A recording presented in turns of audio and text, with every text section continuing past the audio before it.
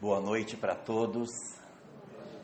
É com muito prazer, com muita honra que nós retornamos a esta casa para os nossos estudos sobre a doutrina espírita. Principalmente quando hoje o nosso assunto é nós conversarmos sobre questões bem próximas de nós, que dizem respeito à nossa própria afetividade.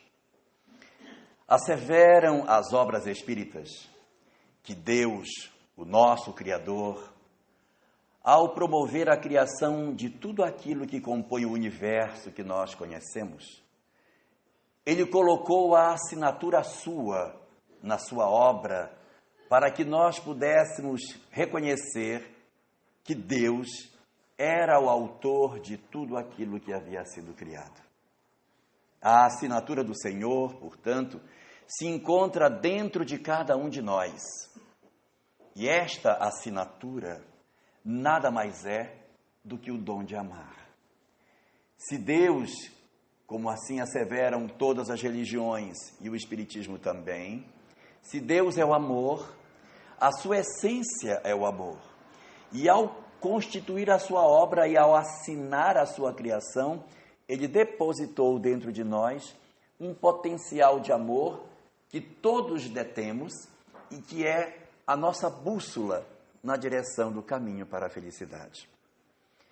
Essa sua assinatura deixada dentro dos nossos corações é reconhecida pela literatura espírita pelo nome de energias afetivas, energias genésicas ou energias do amor, que são todos os dons que nos impulsionam na direção da afetividade.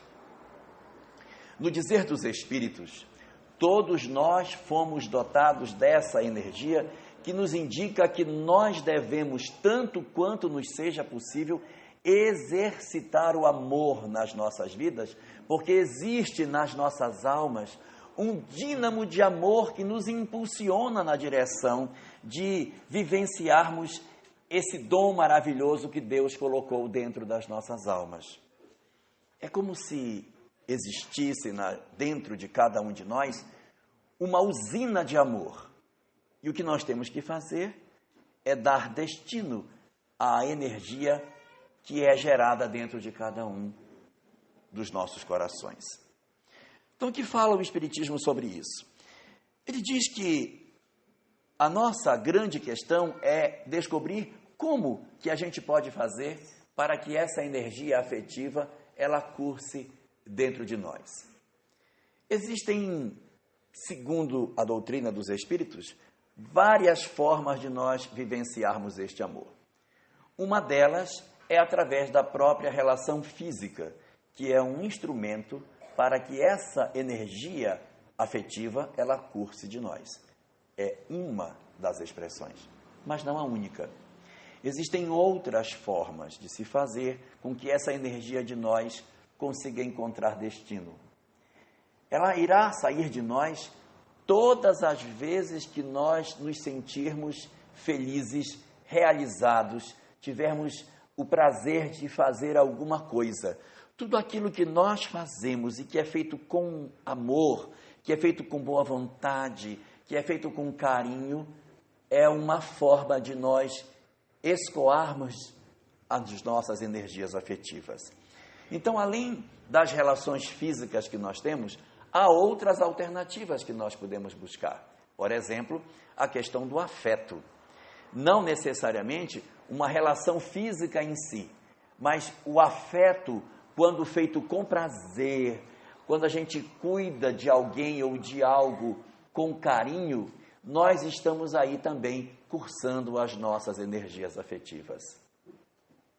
As obras espíritas asseveram que quando, por exemplo, nós temos alguém a quem nós devotamos carinho, esse ato de nós devotarmos carinho, sem a necessidade de uma relação física com ela, já é um instrumento para que essa energia curse.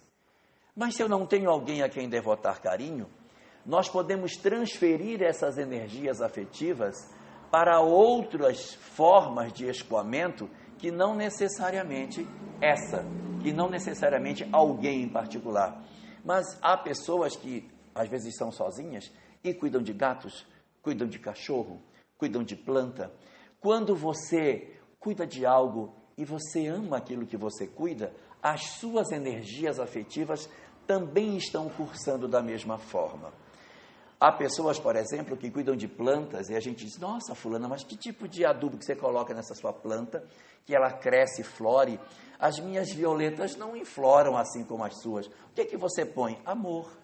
Porque a gente cuida, se devota, tem cuidado. Então, as nossas energias afetivas que estão em nós, elas se extravasam através desse canal do cuidar desses animais ou dessas plantas. A mesma coisa acontece quando as pessoas não têm um animal, não têm uma planta, mas adora fazer bordado, arte, pinta, esculpe, trabalha artesanato, e você vê o carinho que a pessoa coloca naquilo que ela está fazendo. Quando alguém coloca de si naquilo que faz, nós estamos nesse momento cursando as nossas energias. Além da questão da arte e dos artesanatos, há pessoas que cursam isso através do estudo. Eu adoro estudar, eu adoro viajar, eu adoro dançar. Então, quando eu vou para esse tipo de coisa e eu exerço aquilo que eu gosto, e eu tenho prazer naquilo que eu estou fazendo, eu automaticamente estou guiando para esse canal as minhas energias afetivas. Quando eu, além dessas formas, eu pratico esporte e eu gosto de praticar esporte, por esse canal também estão escoando as minhas energias afetivas. E além de todas essas formas, as obras espíritas ainda dizem que a prática do bem é mais uma das formas de nós escoarmos. Então, se eu me dedico a uma causa, se eu me dedico a um trabalho assistencial, se eu me devoto a uma atividade na casa espírita ou não, aonde eu cuido de alguém, ou eu como professor, como professora, amo o que faço e me dedico aos meus alunos, através daquilo que eu faço com prazer, eu estou cursando as minhas energias afetivas. Quem dera que nós conseguíssemos sempre fazer isso. Quem dera que nós conseguíssemos sempre encontrar esses caminhos alternativos para o escoamento das nossas energias.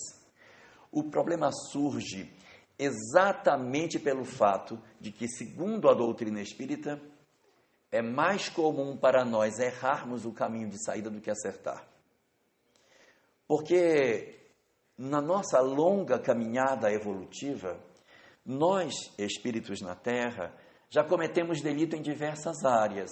Alguns de nós se comprometeram no poder, outros se comprometeram com o dinheiro, outros se comprometeram na área da violência, uns têm problema na área do egoísmo, do orgulho, da avareza. E aí, cada um de nós, num matiz diferente, possui dramas distintos que carrega dentro da alma. Mas há um drama que, segundo Emmanuel, é comum a todos nós, porque, segundo ele, nenhum de nós escapou aos erros do amor. Todos nós, espíritos comuns da Terra, teríamos, num grau maior ou menor, nos comprometido na área do afeto. Uns teriam cometido delitos mais graves, outros delitos mais leves, mas no dizer de Emmanuel, todos nós delinquimos de alguma forma nesta relação com as nossas energias afetivas.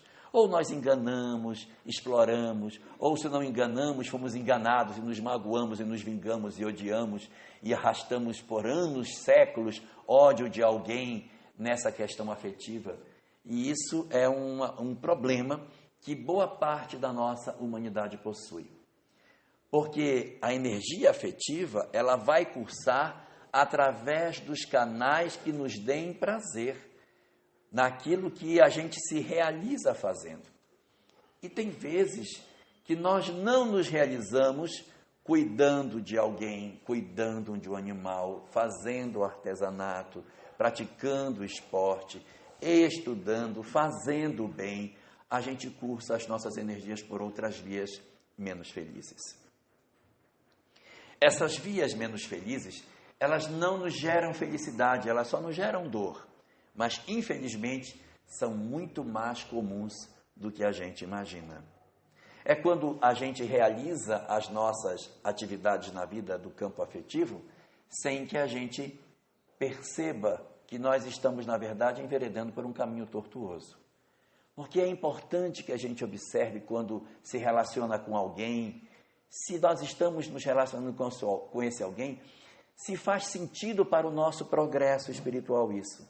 Antes de nós nos relacionarmos, perguntar por quê e para que eu estou me relacionando com determinada pessoa. O que é que eu estou buscando com isso? Será que isso vai me fazer bem? Somente depois dessa resposta bem dada é que a gente deve caminhar. Mas, infelizmente, nós não costumamos fazer isso. Nós temos uma tendência de sermos mais inconsequentes nas nossas relações afetivas. Emmanuel mesmo divide a humanidade em 2 grandes grupos. Ele diz que existe um grupo na Terra que ele chama de almas primárias, espíritos ainda como que inconscientes da questão afetiva, ainda imaturos na afetividade. E um outro grupo que, na contraposição das almas primárias, são chamadas de almas conscientes. O que seriam essas almas primárias e que se comprometeriam tanto na questão da afetividade, da sexualidade?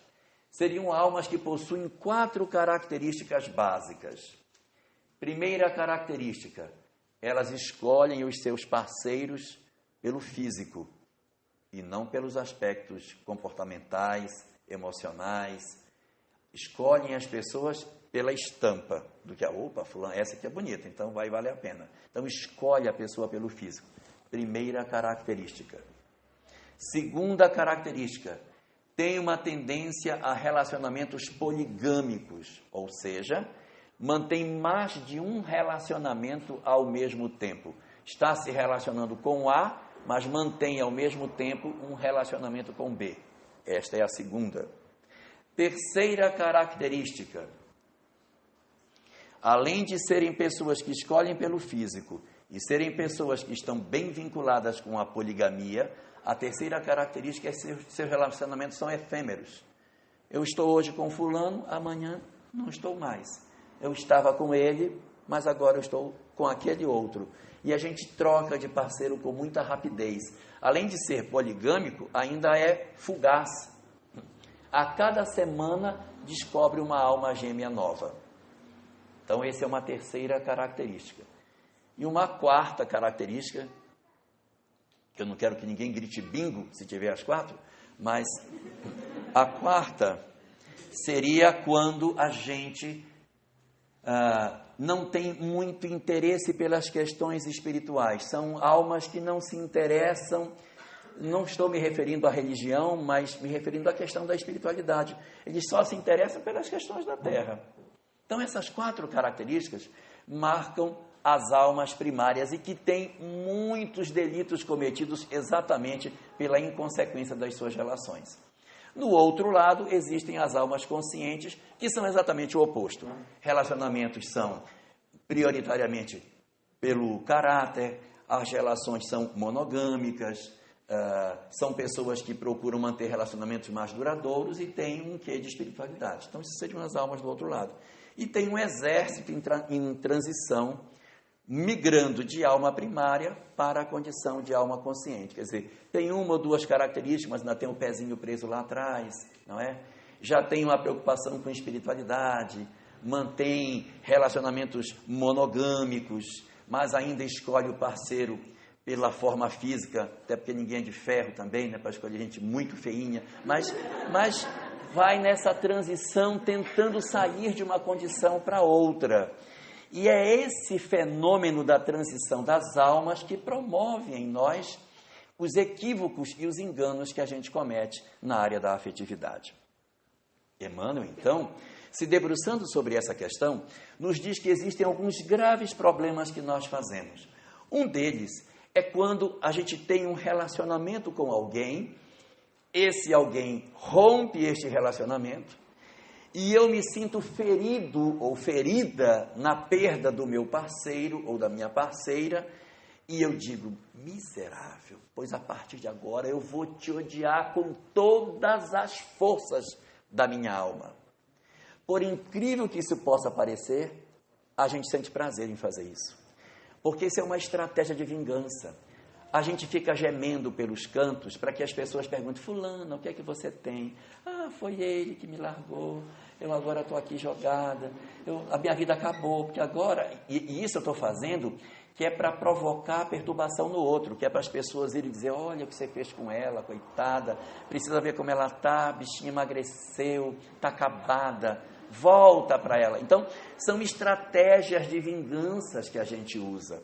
E aí eu sinto prazer em fazer isso. Como eu sinto prazer, escoa a energia afetiva. E o que é pior, vicia. E a pessoa passa anos gemendo. Anos. E aí nunca mais teve ninguém. Não preciso de ninguém. Mas por quê? Porque a energia afetiva dela está sendo drenada para outro caminho. Quando a gente drena a nossa energia para outro campo, a gente está cursando essa energia afetiva, que deveríamos usar para construir um futuro feliz, nós estamos usando para nos destruir. A mágoa afetiva é uma maneira de cursar a nossa energia afetiva. O ódio afetivo é outra forma, que mágoa é diferente de ódio. Na mágoa a gente fica reclamando, mas lá dentro tem aquela pontinha. Queria tanto que não fosse assim. Se pudesse passar uma borracha e voltar, era até bom, sabe? Então a mágoa é um amor machucado. Por cima do amor criou-se uma ferida. Mas lá embaixo, se a gente for olhar, tem amor ali embaixo da mágoa. No ódio já é mais diferente. A gente está mais amargo, está mais difícil. No ódio, a gente ficou cristalizado e leva um rancor dentro de nós horrível. Aquela vizinha, sabe? Que tudo reclama, põe defeito em todo mundo, critica a vida dos outros. E a gente diz: é porque ela é infeliz. Ela é infeliz. Pois é, porque ela carregou para dentro dela a mágoa e transformou isso em ódio. Às vezes, até acontecem umas situações em que, de repente, você tem uma filha que vai casar, e aí você chama a vizinha, essa vizinha, diz: olha, dona fulana, venha cá ver minha filha, ela vai casar. Venha ver como ela está, olha ela vestida de noiva, e a menina está lá toda vestida naquela roupa, coitadinha, apertada, que não sabe mais o que fazer, nem respira. E a vizinha chega, olha para a noiva e diz: oh, minha filha, eu tenho tanta pena de você, porque você vai sofrer tanto. A pobre nem casou e a outra já está fazendo isso. Então, a gente se acostuma com isso. E isso é muito perigoso, porque as energias afetivas nossas, elas precisam sair. A gente precisa encontrar o que fazer com as nossas energias para que elas não nos perturbem. Porque se a gente não encontrar porta de saída para ela, elas vão encontrar uma forma de sair de nós. Se não sair de maneira positiva, ela vai sair de forma negativa. Seja pela mágoa, pelo ódio ou pela promiscuidade, ela vai encontrar uma forma de sair. Eu preciso dar curso a isso. Eu preciso dar um direcionamento para as minhas energias afetivas. Porque caso eu não dê, ela pode me criar graves problemas. Emmanuel comenta na obra Vida e Sexo que essas energias afetivas, elas são de todos os seres da natureza. E é verdade. Na questão 888A do Livro dos Espíritos, lá está dito que o amor é a lei de atração dos seres organizados como nós, assim como a lei de atração é a lei de amor da matéria inorgânica. Então, quando um átomo de cloro se junta com um átomo de sódio para formar o sal de cozinha, é a expressão de amor no nível dos átomos. E assim as coisas vão mudando, cada um na sua evolução, desenvolvendo a capacidade de disciplinar essas energias que a gente tem que saber cuidar. Elas estão dentro de nós e nós precisamos dar curso para elas. Se nós não dermos, nós vamos nos atrapalhar. E foi exatamente isso que aconteceu conosco ao longo dos séculos. Nós já somos almas atrapalhadas por conta dessas energias. O que foi que aconteceu conosco? Aonde foi que a gente se perdeu lá atrás? Dizem as obras espíritas que o nosso problema é que a gente acabou se envolvendo com pessoas sem o necessário sentimento. Nós acabamos nos envolvendo com os outros sem sentir. e não percebemos que nós machucamos as pessoas. Então nós temos um grupo de pessoas que se machucou e um grupo de pessoas que ficou machucada. No estilo daquela música de Rodinha, dizia: o cravo brigou com a rosa debaixo de uma sacada, o cravo de um lado saiu ferido e a rosa saiu despetalada. Todo mundo perde, todos perdem. Emmanuel chega a dizer que ninguém vai lesar a ninguém sem lesar a si mesmo. É engano querer enganar os outros. Toda vez que eu firo alguém, eu estou ferindo a mim mesmo. Toda vez que eu produzo dor em alguém, eu estou produzindo dor em mim mesmo. Porque não há como eu fazer isso sem que eu grave em mim mesmo os delitos que eu estou cometendo. Diz Emmanuel que essa lei, a lei do amor, ela vai esperar por nós por séculos, se for preciso, mas ela vai se implantar em nós. A que peso eu não sei, se com muita ou pouca lágrima, mas a gente vai aprender que a gente tem que amar as pessoas e respeitar as pessoas naquilo que elas são. As obras espíritas nos asseveram, inclusive, que quando alguém com outro alguém estabelece um laço de compromisso afetivo e um desses abandona o outro sem motivo justo, ele assume parcela de responsabilidade com o desequilíbrio que o outro possa cometer. Parcela de responsabilidade, a depender do quanto você é realmente responsável por aquilo que está acontecendo. Não vale também, a partir disso que eu estou dizendo, a pessoa dizer: quer dizer então que ele vai ficar responsável, então eu vou fazer bastante bobagem que é para dividir com ele a carga. Aí não vale, porque no fundo nós estamos sabendo que é uma ação deliberada da nossa parte, mas nós somos corresponsáveis com aqueles que nós estamos, e quando a gente faz algo que compromete o outro, nós estamos nessa hora enveredando por um caminho muito infeliz que a gente precisa evitar. E já que nós todos somos almas delinquentes na questão afetiva, Emmanuel vem nos explicar como que funciona esse mecanismo do qual todos nós hoje estamos inseridos nos processos maiores ou menores de responsabilidades espirituais na questão da afetividade. Diz Emmanuel que quando duas pessoas estão juntas, em regime de afeto, em regime de amor, o que acontece? Um se alimenta do outro, das energias do outro. As pessoas se reabastecem um do outro. E nesse círculo de energias, a dupla se mantém em equilíbrio. Mas se por algum motivo um promove no outro a dor e rompe, destrói, é como se ele enganasse o outro. É como se ele iludisse. Então você depositou nas minhas mãos o seu coração e eu o destruí. Eu fiz um saque afetivo em você. Eu roubei o que você tinha. Porque geralmente as pessoas, quando elas sofrem uma decepção amorosa, se elas estão bem envolvidas, elas se sentem como que roubadas. Você roubou a confiança que eu tinha. A partir de hoje eu não confio mais em ninguém. Você destruiu a certeza que eu tinha de que o amor poderia existir. E quando alguém faz isso com outro alguém, ele assume parcela de responsabilidade diante daquele que ele lesou. As leis humanas dizem que quando alguém faz um saque em alguém, que rouba alguém, esse que roubou alguém se torna, consequentemente, um delinquente afetivo. O que seria um delinquente afetivo? Uma pessoa que cometeu um saque, retirou de alguém parte daquilo que ela possuía e, consequentemente, é um delinquente diante da lei. A lei precisa alcançar essa pessoa. A lei humana, por exemplo, quando alguém faz um saque, ela vai procurar essa pessoa. Se ela encontrar, essa pessoa vai ser presa, porque ela roubou alguém. A mesma coisa vai acontecer no campo afetivo. Quando alguém rouba outro alguém, ele se tornou um delinquente afetivo, fez um saque afetivo. Ele está incluso no artigo 155, ou 157 do Código Penal, furto ou roubo. E no mundo espiritual deve ter um artigo, não sei qual é, que a pessoa também está inclusa na mesma condição. Resultado, ela vai ser presa. Só que esta prisão espiritual é diferente da prisão física. Porque no mundo físico, quando alguém está preso, a gente retira da sociedade e leva. Os cárceres afetivos não nos prendem fora da sociedade. Eles nos deixam soltos. E nós convivemos soltos, mas encarcerados por dentro, na sociedade em que a gente vive.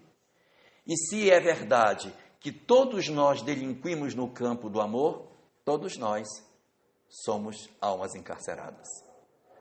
Todos vivemos cárceres afetivos. Uns mais graves, outros menores. Emmanuel chega a dar algumas explicações de como seriam esses cárceres. Ele diz que esses cárceres são de dois tipos. Existem os cárceres físicos e existem os cárceres psicológicos. Os cárceres físicos são todas as vezes que alguém que delinquiu no amor renasce numa próxima existência encarcerado, mas solto, fisicamente. Você não poderá mais cometer as mesmas loucuras do ontem. Não podemos permitir que você se endivide novamente como você fez. Então você vai renascer e vai ter um cárcere físico. Por exemplo, nasce bem feinho. Louco para ter alguém, gente. Ninguém se interessa pela gente. Oh, meu pai. Mas essas pessoas, às vezes, no passado, elas foram grandes conquistadores da corte francesa, sedutores, e hoje renasce feio. E ele não se conforma, gente, de ser feio. Então ele fica assim nas esquinas, perto das escolas, quando as meninas passam, ele ainda mexe. E elas olham assim, mas, gente, isso que é louco. Feio desse jeito, mas ele acha que ele é capaz de seduzir. É o cárcere que ele está. E o que é pior, tem vezes que o cárcere não é suficiente, porque o cara feio como é, ele ainda consegue, gente. E a gente olha assim, meu Deus, foi que essa moça viu nesse rapaz, ele é tão feinho. Eu tenho uma amiga, ela é muito bonita, e aí ela foi levar o namorado dela em casa. O namorado dela está num cárcere desses. Aí ela chegou na casa do pai, entrou, e quando o pai olhou para a filha linda e olhou para ele, ficou assim, disse, não é possível. E viu os dois de mão dada, disse, não pode ser. E naqueles segundos em que a filha ia entrando, ele olhando, e ele é meu amigo, né? E eu sou amigo também da filha dele, e ele me contando. Aí ela foi entrando e eu olhando, ele disse, não pode ser, minha filha não faça isso comigo. Aí a filha entrou e disse, pai, eu queria lhe apresentar o fulano. Ele disse, rapaz, eu fiquei tão perturbado que eu falei uma besteira tão grande para ela. Quando eu olhei ela com aquele homem horrível, eu disse, oh, minha filha, me dá um neto bonitinho. Quer dizer, ele não conseguiu se conter. Mas isso às vezes acontece, porque eu estou num cárcere afetivo, mas o magnetismo do cara é danado, gente. Ele é feio, mas ele é danado, viu? O cara consegue seduzir mesmo feinho. Então existem pessoas que o cárcere é físico, nasce feio. Tem outros que não nascem feios, mas eles nascem com uma deficiência física que impede com que ele com facilidade consiga ter um parceiro. Então ele fica inibido afetivamente porque a deficiência física dele o bloqueia.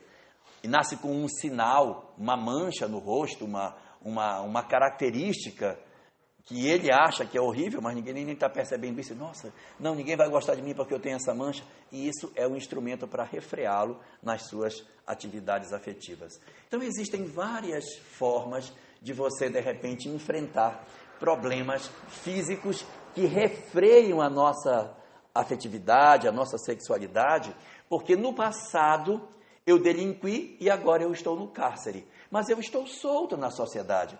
Eu estou preso de dentro para fora. Estou solto, mas estou preso.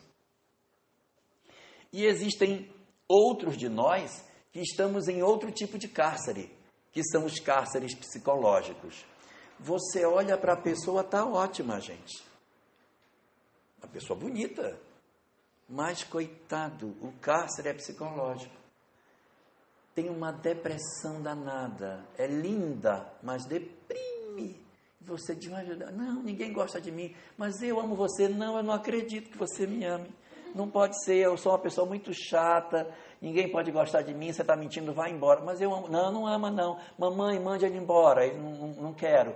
E aí, a própria pessoa, em função dos seus dramas psicológicos, não conseguem manter as suas relações afetivas.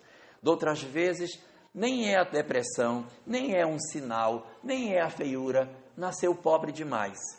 Uma vontade, gente, de usar um batom da Lancôme, nossa, mas não dá.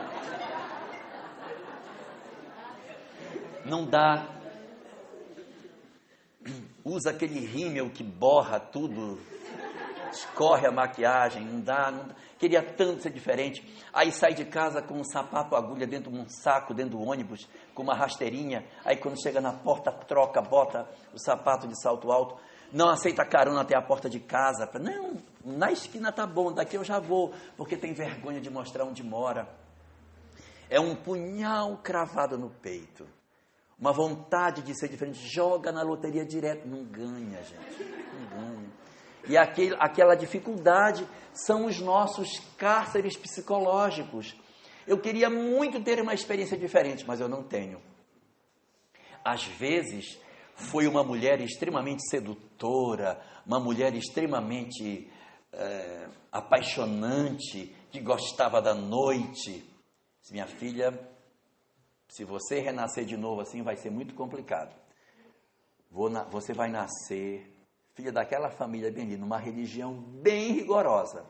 Você vai andar coberta dos pés à cabeça. Seu pai não vai deixar você andar sozinha de jeito nenhum. E ela agoniada para querer saber como é. Nem internet a pobrezinha pode ver, para saber como são as coisas. Nada. Então ela vive distante do mundo, porque de alguma maneira a lei entendeu que aquele é o cárcere que ela tem para viver. E assim nós vamos vivendo. Existem outros cárceres que são o cárcere de renascer longe dos nossos parceiros afetivos. Você renasce e a pessoa que você mais ama não vem. E você fica numa solidão. No livro de Ivone Pereira, que conta as várias encarnações dela, ela conta esses dramas, da dificuldade dela de ter que viver numa circunstância em que ela já tinha delinquido tanto na área da afetividade, que ela renasce numa família totalmente estranha. Ela renasce numa família em que o pai, a mãe e os irmãos, à exceção de um, todos eram almas estranhas a ela. Só o irmão mais velho é que tinha uma relação anterior com ela, que era o Charles, que fazia o contato com a irmã em função do passado que eles possuíam. Mas era a estratégia para retirá-la desse cenário. Existem obras espíritas que dizem de certas pessoas que são do Rio de Janeiro e pessoas acostumadas a samba, morro, malandragem, e os espíritos dizem, olha, não dá mais para você assim não. Você gosta muito de samba, muito dessa malandragem de morro, próxima encarnação você vai para Viena. Então vai nascer lá no meio daquele frio miserável, vai tocar piano, só vai ouvir piano e valsa, para dar uma arrumada. Eu até fiquei feliz com isso, eu estou até me transferindo para o Rio para ver se eu ganho uma vaga também em Viena na próxima. Mas existem cárceres e mais cárceres em que as pessoas são retiradas dos seus lugares, retiradas de próximo daqueles que amam, retiradas dos cenários que estão acostumados. E é assim nos cárceres que a gente vive que a gente vai se educando. O objetivo desses cárceres é simplesmente a educação do espírito. Esse é o objetivo. O que Deus quer não é nos torturar, não é nos massacrar, não é nos fazer mal, mas é para que a gente encontre o caminho da felicidade. Do jeito que a gente está usando as nossas energias afetivas, não dá certo, não funciona. Então é por isso que a gente acaba sendo privado daquilo que a gente está acostumado a fazer, porque aquilo, se a gente fizer de novo, vai fazer bobagem. Então ele retira de nós aquilo que a gente mais gostaria de ter para não cometer a mesma falta. Às vezes a gente tem uma filha e a filha desde pequenininha quer dançar balé, e aí ela mostra uma habilidade para balé danada. Aí a menina acaba sofrendo um acidente, quebra o calcanhar, não dá mais para... Aí, puxa vida, minha filha tinha uma carreira promissora no balé, gente, precisava ver como ela pequenininha já fazia, mas agora com esse problema que ela teve, ela nem vai poder mais. Sabe lá Deus se isso não é a providencial ação de Deus, para que ela não enverede pelo caminho que ela já conhece do ontem, e que se a gente empurrar por essa via, a gente vai levá-la para os mesmos caminhos tortuosos que ela já trilhou no passado. Então, nossos cárceres, no fundo, são grandes bênçãos para nós. Grandes bênçãos, que nem sempre a gente consegue reconhecer a importância que eles têm. Por quê? Porque os cárceres vêm exatamente nos pontos que mais nos doem. O que eu mais queria era ser bonito e eu nasci feio. Então, exatamente aquilo que eu mais quero é que é me retirado para que eu impeça a mim mesmo de cometer bobagem. E aí você vai sofrer a situação de não ter aquilo que tanto sonha. E isso é o beijo de Deus, é o afago dele em nosso favor, querendo a nossa felicidade perene, e não a felicidade do agora, que você faça um monte de loucura na juventude, para que depois você consiga se arrepender amargamente durante muitos séculos das loucuras que possa fazer. Então Deus, a nosso favor, vai e nos encarcera. Mas a nossa desobediência, ela é muito grande. E tem muitos de nós que, quando estamos encarcerados, não aceitamos o cárcere. Nos revoltamos, nos desesperamos, nos angustiamos e fazemos o que seria o mais inadequado para fazer. A gente foge do cárcere, quebra as grades e sai. Na justiça humana, quando alguém está preso e quebra a grade e sai, diz a lei de execução penal que ele vai regredir de regime. Não dá certo. Não dá certo. Você não deve fugir do sistema penal. Se você fugir, você vai se complicar. A melhor alternativa qual é? Bom comportamento e cumprir a pena quietinho, que é para poder sair mais cedo. Mas se você se rebela, você piora a sua situação. E muitos de nós quebramos as grades e fugimos dela na tentativa de viver aquilo que a vida nos refreou de não viver. O sujeito nasceu feinho que só, pois ele junta dinheiro, vende a casa, vende o carro, vende a mãe, faz uma plástica, se reengenhera todinho, e quando ele volta, ele está irreconhecível. Ele que saiu da cidade com o nome de Sebastião, volta com o nome de Sebastian, totalmente modificado, versão 2.0, lindo, todo remodelado. E aí ele vai fazer exatamente o que não era para fazer. O outro não deveria pegar em dinheiro, porque se ele pegar em dinheiro, ele vai fazer besteira. Pois ele dá um jeito de pegar dinheiro, gente. Ele vai, tenta na empresa, vai, até ele conseguir chegar na comissão de licitação. Diz, agora eu vou fazer minha plástica. Aí ele junta dinheiro, compra carro, faz um monte de coisa que ele vai fazer, um monte de bobagem por conta do lugar onde ele está.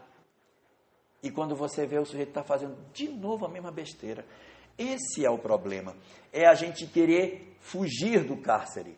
A pior coisa que o espírito pode querer fazer é fugir. Porque quanto mais ele foge, mais a dívida prolonga. Meu filho não era para fazer isso. Encarcera de novo. Aí, mais uma existência encarcerado. A próxima de novo. Então, o melhor a fazer é cumprir a pena, gente. O melhor é curtir. Melhor é a gente reconhecer o que está acontecendo e entender o porquê isso acontece conosco. André Luiz, na obra Opinião Espírita, diz que uma das coisas mais importantes para a gente fazer nessa área é a gente refletir sobre nós mesmos e analisar as causas do porquê isso acontece conosco e chorar as nossas lágrimas, analisando o porquê que a gente chora. qual a razão do nosso sofrimento? Por que Deus que me ama me deu essa pena? O que Ele fez a meu favor? O que Ele está querendo me ensinar com isso? Ao invés de nós fugirmos, procurarmos aprender e não fugir da cela. Porque se nós fugirmos, volta. Se fugir de novo, volta. E vai empurrando no tempo. É por isso que a gente está há séculos vivendo experiências semelhantes sem sair. Porque a gente repete as mesmas coisas. Como se as nossas vidas fossem uma repetição interminável das mesmas faltas. A gente precisa pelo menos errar em coisa diferente. Essa já chega de errar. Porque a gente fica cometendo faltas repetidas vezes. E diz Emmanuel que se o espírito está encarcerado e ele foge, e você encarcera de novo, ele foge, encarcera, foge, já se viu que ele tem o hábito de fugir. Então precisamos dar uma solução que ele não fuja. Então diz Emmanuel, para aqueles que fogem do cárcere, só há uma solução: a masmorra. Porque se a gente foge do cárcere da masmorra, ninguém consegue sair. A masmorra não é mais o cárcere físico ou o cárcere psicológico. É o cárcere a um só tempo, físico e psicológico. São os dois de uma vez só. São as doenças mentais. Se nós insistirmos deliberadamente em continuar errando na área da afetividade e não nos consertarmos, nós estamos nos candidatando para uma encarnação na qual nós não conseguiremos fugir do cárcere. Nós ficaremos acrisolados num corpo com deficiência mental, a fim de que a gente reflita mais profundamente sobre as nossas vidas e consiga identificar o que é que de fato a gente possa fazer. Porque enquanto a pessoa está numa doença mental, quem é doente é o corpo, o espírito não é doente mental. Ele fora do corpo, ele tem lucidez, então ele está preso, e aí é como se fosse realmente uma prisão para ele. Ele reflete, ele sabe o que está acontecendo, ele entende tudo que está se dando com ele, porque ele é lúcido, ele é um espírito lúcido. No corpo é que ele não consegue se expressar, mas a alma não é louca. O corpo é que possui uma deficiência orgânica que não permite a plena manifestação do espírito que está vinculado àquele corpo físico. E aí entram as nossas necessidades de resolver o problema. E muitos dizem assim, eu quero demais, então, diante disso, não ficar mais preso. Eu quero sair do cárcere. Dá para sair. Não precisa tanto sofrimento para sair. Porque esses cárceres afetivos, eles têm um grande segredo. A chave abre por dentro. Não é ninguém por fora que vai abrir a porta para a gente sair. Somos nós que temos que abrir a porta e sair. A chave está conosco. A chave está conosco. Não está com ninguém. Cada um tem a chave do seu cárcere. E não adianta um querer abrir o cárcere do outro que não vai conseguir. Só o indivíduo por dentro é que, pegando a sua chave, vai abrir a sua porta e vai sair. O problema é achar a chave, descobrir a chave, porque a chave reside na profundidade das nossas almas. Nós temos que fazer um mergulho para dentro quando a gente quer sair. Ao invés de fugir da cadeia, indo para o mundo lá fora e querer viver aquilo que a gente já sabe que não pode, a proposta da doutrina espírita é que a gente caminhe para dentro. E ao caminhar para dentro, eu encontrar a chave que está lá no fundo do meu eu. Como é essa chave? É a chave na qual eu analiso por que isso acontece comigo. Qual é o problema que eu tenho? Então eu preciso me educar. O que falta para mim? Respeitar mais as pessoas? Ser mais atencioso com os outros? Ser menos promíscuo? O que está faltando para mim? Eu preciso me analisar. Só eu posso dar essa resposta para mim. Eu preciso ser mais paciente, porque às vezes eu sou tão irritado, eu grito com os outros, eu não aceito a companhia das pessoas, eu sou uma pessoa muito difícil. Então, eu vou aprender para que eu consiga resolver a minha vida intimamente. Os espíritos falam que entre as várias consequências dos cárceres afetivos está a solidão. Você pode renascer sem ter alguém ao seu lado. Não que obrigatoriamente todo mundo que renasceu e não casou, obrigatoriamente está em expiação. Não. Existem 3 situações que podem fazer a pessoa renascer sem casar. Uma delas é algo que a pessoa tem para realizar e se casasse faria menos. Então ela já não vem programada para casar, para evitar que isso dificulte com que ela se entregue inteiramente para a causa que ela tem para defender. Esse é o primeiro tipo. O segundo, pode ser uma prova. O Espírito disse, eu quero renascer, mas dessa vez eu não quero casar. Foi ele que escolheu. Foi uma opção dele, um aprendizado novo. E a terceira situação, essa sim, é a expiação. É quando o Espírito não vem para casar com ninguém, porque para ele o programado é que isso não se dê. Quando é um processo expiatório, é muito comum a pessoa se debater demais. Meu Deus, e se entristece, e fica angustiado. Toda vez que vai num casamento chora, mas chora não é porque o outro está casando, é porque eu não estou casando. Chega em casa, amarra o Santo Antônio, afoga o pobrezinho, né? Não vou ficar no caritó de jeito nenhum, mas fica naquela fila do buquê desesperado lá, não casa. Os homens desesperados para pegar o buquê, eu quero casar, né? Então, quando existe isso, nós estamos provavelmente num processo expiatório, porque nos processos que são de missão ou de prova, não existe essa angústia costumeiramente no espírito. Ele passa por isso mais facilmente. Mas quando é expiatório, o espírito se debate, não aceita a prova. Se angustia demais com ela, porque ele se sente tolhido naquilo que ele muito queria ter. Então aquilo para ele é uma prova muito pesada. E são experiências que os espíritos têm para passar. A grande questão é a gente trabalhar o nosso eu para que a gente consiga sair desses cárceres conhecendo a nós mesmos, analisando a nossa intimidade, para que a gente não precise passar por todas essas experiências que às vezes a gente vem atravessando há séculos. Às vezes essa mesma experiência afetiva que eu estou vivendo hoje, já tem 3, 4, 5 encarnações que eu estou repetindo, porque eu não aprendo, eu faço a mesma coisa, eu repito a mesma cena e o cárcere se repete. Eu sonho, eu queria tanto ter uma família maravilhosa, assim, linda, com filhos, todos educadinhos, um marido que todo dia acordasse, me levasse café na cama e colocasse a sandália no meu pé, e eu fosse andando em casa, ele fosse jogando pétala de rosa, por onde eu fosse passando, jogando pétala de rosa. Mas a primeira pergunta que eu tenho que fazer é o seguinte, eu já mereço isso? Porque às vezes eu trato meus filhos no pisão. O marido, coitado, tadinho dele.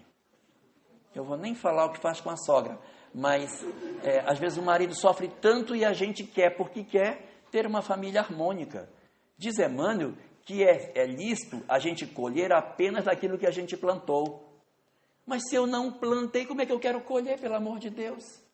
Eu quero colher sem ter semeado?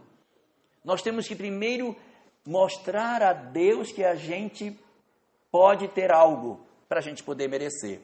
É muito comum no mundo as pessoas dizerem assim para nós, minha filha, você está insatisfeita com esse cara, você merece coisa melhor, vá atrás, largue dele, vá atrás do outro, vá e tal.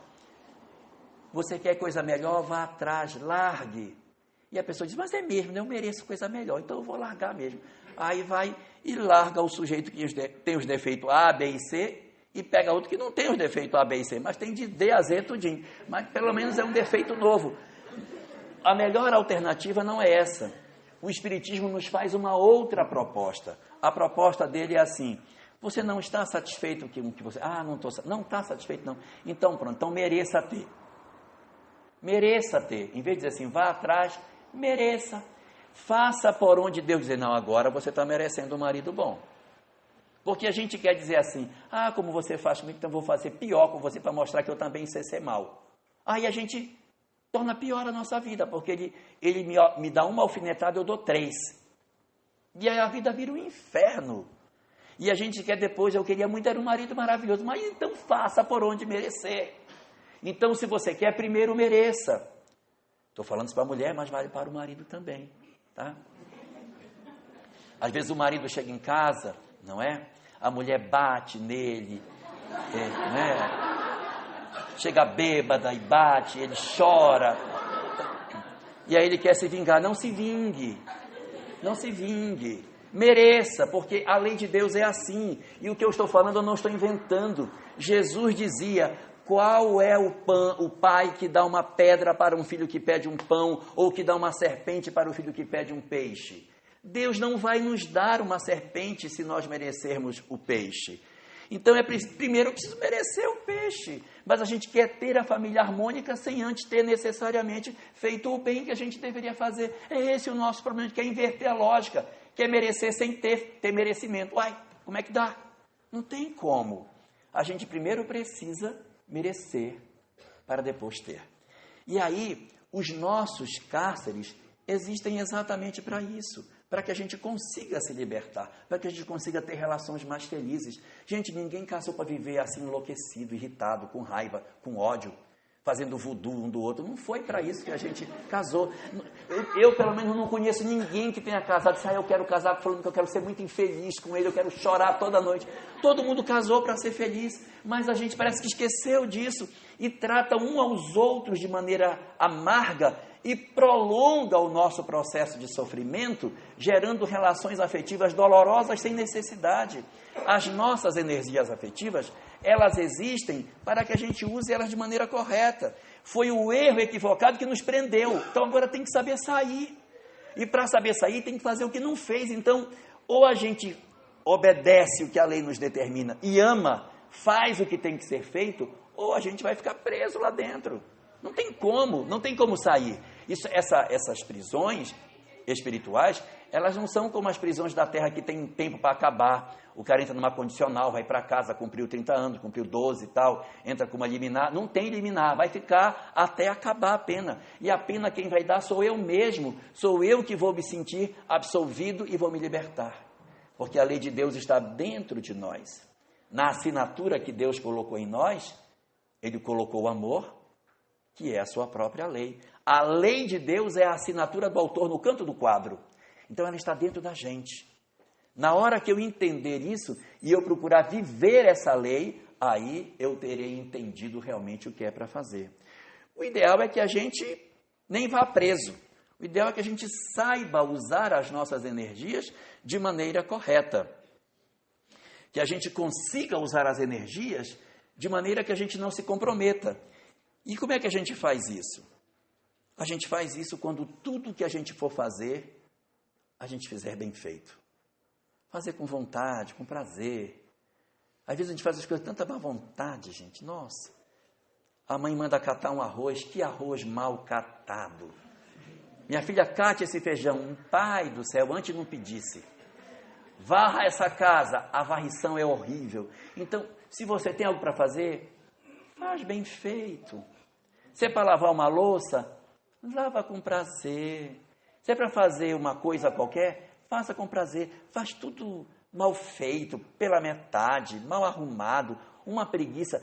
É a hora da gente expressar a nossa energia afetiva. Por isso que a gente se perturba. Porque o momento que eu tenho de experimentar as minhas energias, eu não uso, porque eu faço assim, passo o pano, só tá bom, já tá ótimo, ela não vai ver, isso aqui eu vou empurrar para baixo. E aí a energia afetiva não cursou. Energia afetiva só cursa quando se faz as coisas com prazer.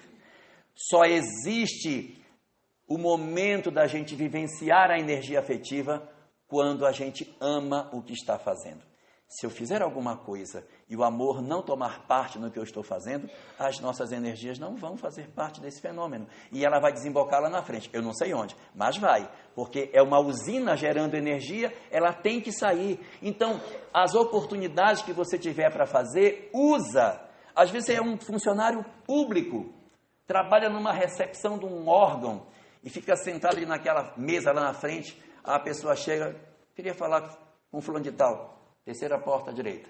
Aí vem o segundo, falar com fulano de tal. Terceira porta à direita. Aí vem o terceiro que não sabe de nada. Queria falar com fulano. Terceira porta à direita.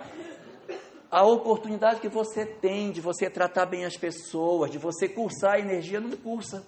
Fica lixando a unha ali, esperando ouvir o próximo, né? Comendo pão em cima do balcão, escolhendo o produto da natura. E a oportunidade que você tem A oportunidade que você tem de usar aquilo para cursar suas energias, não cursa. Às vezes é um professor, que oportunidade para cursar energia com um aluno, mas é de má vontade, é tudo feito aos empurrões, é tudo feito com raiva. Gente, nós vamos nos perturbar. A gente tem que amar alguma coisa, a gente tem que ter prazer em alguma coisa, para que a gente sinta a vida leve. Se você fizer tudo com raiva, não sentir prazer em nada, você se perturba. Eu vou dar só um exemplo para vocês. Vocês já viram que o tio Patinhas, ele é solteiro? Ele não é casado, já viram? E para onde vai a energia afetiva dele? Para a moedinha, gente. A gente tem alguma coisa para amar. Se você tiver alguma coisa para amar, vai para aquilo. Então, escolha algo que você devote. Escolha algo para você amar, para que você consiga fazer as coisas assim, com leveza, porque se você não fizer isso, você não vai ter paz nunca, a sua vida vai ser um inferno. Tudo que você fizer de má vontade, é mal feito, é feito pela metade, é brigando, é teimando, não faz isso. Vai dar problema na energia afetiva. Amanhã você vai ter problema. Se não do jeito, vai ter do outro. Ou vai ficar enlouquecido, vai transformar isso em carga erótica e vai ficar todo perturbado. Ou vai, de repente, sair para uma experiência afetiva infeliz. Ou, de repente, vai transformar isso em ódio, em mágoa. Não faça isso com você. A gente nasceu para amar, não é? A Melinha já sabia disso em 1980, gente. A gente nasceu só para amar, só para amar, só para amar, só para amar. E a gente fica inventando estratégias que não são as verdadeiras. A lei de Deus não é para isso. Nós nascemos para viver isso. É da nossa natureza, nós somos frutos do amor. Se Deus é o amor, o nosso objetivo é amar. E se eu não amar, eu vou adoecer. Nós temos a necessidade de amar. A energia afetiva é a energia do amor. Isso é um determinismo divino. Nós precisamos amar alguma coisa ou alguém. Se eu não fizer isso, eu sofro, eu adoeço e eu vou sofrer as sanções da lei. Não é para a gente fazer isso, é para a gente cuidar, para a gente ter paz na nossa vida, fazer as coisas em serenidade para que a gente consiga sair dessa vida melhor do que a gente entrou. A gente veio para cá para resolver um problema, para abrir a porta do cárcere. Ainda dá tempo. Se a gente prestar atenção e começar a fazer as coisas de boa vontade, ter mais paciência com os outros, gostar das pessoas, gostar dos outros, aceitar as pessoas como elas são, não querer as pessoas perfeitas, mas olhar para os outros e pensar dentro de si, eu aceito você do jeito que você é, eu aceito você, eu amo o que é imperfeito, não tenho por que amar o que é perfeito, eu só quero quando você for perfeito. Não vai amar ninguém, nós somos imperfeitos, é isso que é a beleza da vida, amar o que é torto, gente. Amar o que é imperfeito, devotar sentimento para aquilo que não é corretamente perfeito, para que eu também não sou. É isso que é a nossa grandeza, e não querer só amar aquilo que está correto. Se as nossas famílias não são perfeitas, e daí? Eu amo o que é imperfeito, é a minha realidade, é isso que é o meu mundo, a minha realidade é essa. Se eu quiser fugir da minha família porque ela é imperfeita, eu estou fugindo do meu cárcere, e amanhã eu vou ser preso no cárcere de novo, é isso que eu quero para mim. Então a gente tem que viver tudo que a gente puder agora com relação ao amor que Deus pede que a gente viva. Eu não estou dizendo isso, que eu estou inventando isso. Isso é velho, gente. Essa foi a primeira das frases que foi dita quando Jesus nasceu. Primeira delas. Se a gente consultar os evangelhos, diz os evangelhos que os pastores estavam no campo à noite, quando os anjos apareceram para dar a notícia de que Jesus havia nascido. E eles dizem a primeira frase da nova era que seria a chegada do Messias ao planeta. Nesta frase já estava a síntese dessa nossa conversa de hoje. Porque nesta frase diziam os anjos para os pastores: glória a Deus nas alturas e paz na terra aos homens de boa vontade. Então, se a gente quiser ter paz na terra, tem que ter boa vontade, gente. Se nós fizermos as coisas de boa vontade, com prazer, a gente vai ter paz na terra. Mas se a gente optar por fazer as coisas de má vontade, pode esperar que os nossos cárceres vão durar muito tempo. E o que eu desejo para nós é que a gente encontre rapidamente essas chaves, que a gente se liberte de tudo isso e possa constituir relações saudáveis e felizes, mesmo com as pessoas imperfeitas que nos circundam, mas celebrando o amor como Deus tanto deseja que a gente faça, para que a gente seja tão feliz quanto a gente possa ser no nosso grau de evolução de hoje. Uma boa noite para todos nós e que Deus nos abençoe, gente. Muita paz.